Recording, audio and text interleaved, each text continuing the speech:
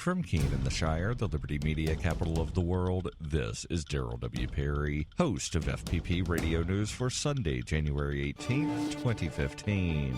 Silver is trading at $17.81 per ounce. Gold is valued at $1,280 per ounce. And according to BitcoinAverage.com, the average price of Bitcoin is $214.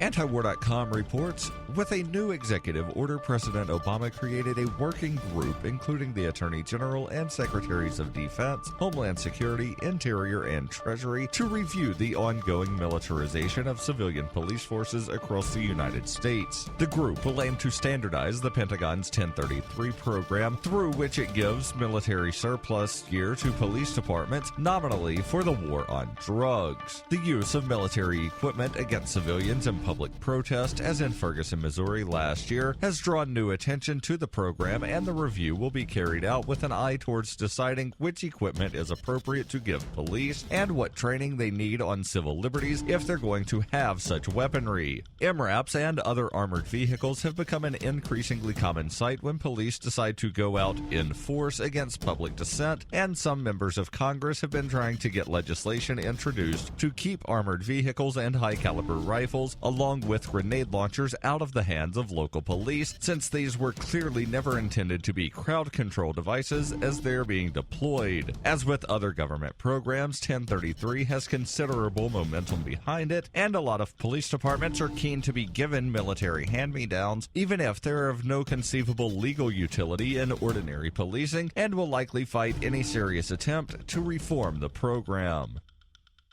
Bitcoin Not Bombs is a launching pad for nonprofits and social entrepreneurs into the financial freedom of the Bitcoin economy. Bitcoin Not Bombs is fully committed to being the hub of the nonprofit sector of the Bitcoin economy, maximizing the potential cross-promotion of all our clients and commercial partners. To learn more, visit bitcoinnotbombs.com. UPI reports Indonesian officials are set to execute 6 drug offenders by firing squad on Sunday, despite pleas from Amnesty International and other human rights groups to halt the plans. Indonesian President Joko Widodo, elected in October, has rejected pleas from countries that include Brazil and Australia to stop the executions. Widodo said he will take a hard line against drug offenders and plans to put a total of 64 drug convicts to death in the coming months. So far, 20 have been planned. Human rights group Amnesty International pled with the country's leaders to take a different course. Amnesty International leaders said Indonesia's new government took office on the back of promises to improve respect for human rights, but carrying out these executions would be a regressive move. Rather than putting to death more people, the government should immediately impose a moratorium on the use of the death penalty with a view to its eventual abolition. The 6 to be executed are 4 men and 2 women, and have been jailed in Indonesia on a variety of drug offenses.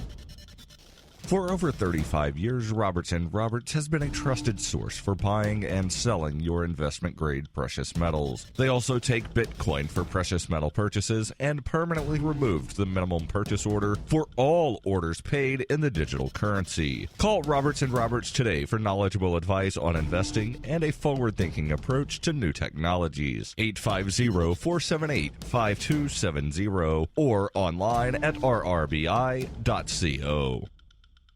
Reuters reports 31% of Americans believe police officers routinely lie to serve their own interest, and that number rises to 45% among African Americans, 41% among young people, and 39% among Democrats. Republicans reject that charge 3-1. Those numbers come from a national poll of Americans conducted by Reuters and the Ipsos polling organization. Still, the image of the police is more controversial than the reality. Asked whether they approve of the job being done by your local police department, nearly 3/4 of Americans say they approve. Do Americans trust the police to be fair and just? 53% do, but that too is a divided issue. Only 30% of African Americans, 43% of young people, and 47% of Democrats say they trust the police to be fair and just. Trust in the police is higher among seniors and Republicans, 67 and 70% respectively.